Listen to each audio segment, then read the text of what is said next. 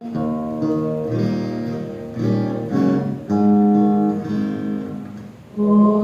Spirit,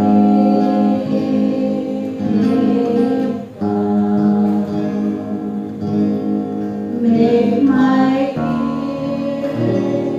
to hear, make my eyes to see, make my mouth to speak, make my heart to sing, in my hands to reach out and touch the world with your love.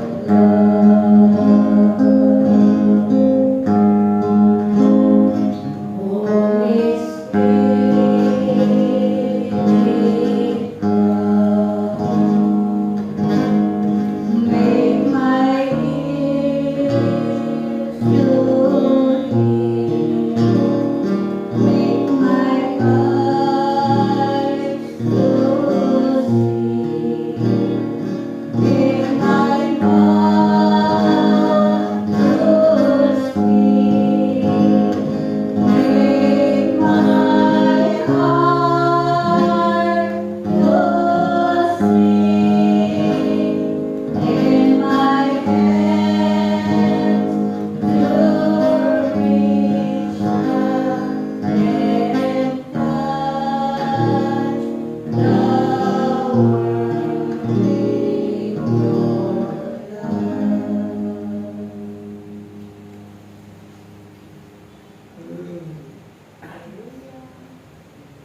Sumainyo ang kapayapaan.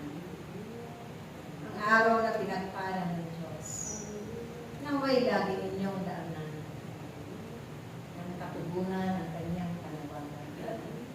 Dahil ito'y napakahalagang araw para sa inyo naman. Maging sa Diyos na makapangyarihan. Ang mga pagkakataon, itinibigay niya. Ito'y inyong pahalagahan lagi. Dahil sumainyo na, ako'y nananahan sa bawat puso at ang aking kapuspusan ay laging suman sa inyo sa araw-araw ng buhay. Kaya ito man ay inyong ang kinilaki na kayo'y pinuno ng Diyos ng mga mabubuting bagay tulad ng pag-ibig, kababaan, kalooban, kapayapaan, at ang kapuspusan sa araw-araw ng inyong pagkain ay naroon lagi aking.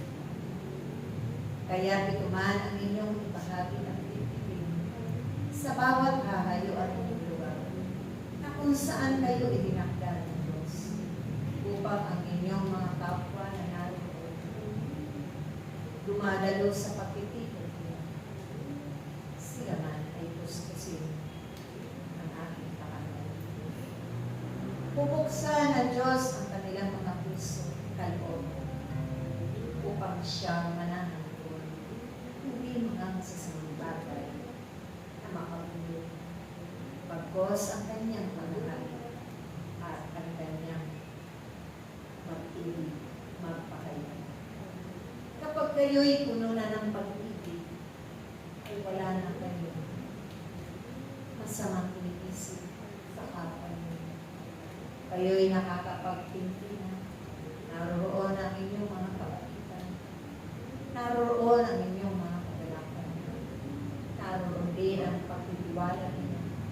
Pananalig at pananampalataya sa Diyos. Na kailanman hindi kayo itiwan ng Diyos sa lahat ng oras. Pangungunahan lagi namin ang inyong pag-akbang patungo sa kanyang gawain. Dahil kayo'y patuloy na titipunin ng Diyos sa iyo at sa gusto. Sa pamamagitan ng pagtuloy ng buong puso at pag-aaral ng inyong mga sarili. Diyan kayo Kaya huwag na huwag ninyong sarsayangin ito akin. Hindi lamang pagkakataon ang tinahalagaan, kundi ang biyaya at grasya niya ibinubukas sa bawat buhay niyo. Sampo na inyong mahanggan. Dahil kung ano man ang inyong pinapalagang, ito'y kanyang tutuloy sa tamang oras, panahon at pagkakaan. Natuto kayong iwanan at sanayin ng Diyos sa paggawa ng mabubuting bagay at pagpapahalin ko, pagpapalagaan ko, kasabay ng kanyang salita na makamadali sa inyo. Kung kaya pag-uumapaw ang inyong pag-ibig sa kapon na pagmamalasakit, kailanman at hindi ninyo binibilang ang anumang bagay na inyong ikinabibigay sa kanilang buong Diyos. Ganon din higit sa Diyos. Amen. Maglingkod kayo ng buong katapatan at katotohanan dahil ang Diyos ang siyang pagkakas. Kaya nawa, hanggang sa huli nating pagkikita, paunin ninyo ang pag-ibig ng Diyos at ang mga mabubuting bagay na patuloy ninyong ibabahagi na hindi ninyo pang ginawaan ng gagawin ng buong kagawaan para sa kapwa niyo, higit sa Diyos. Sa ngalan ng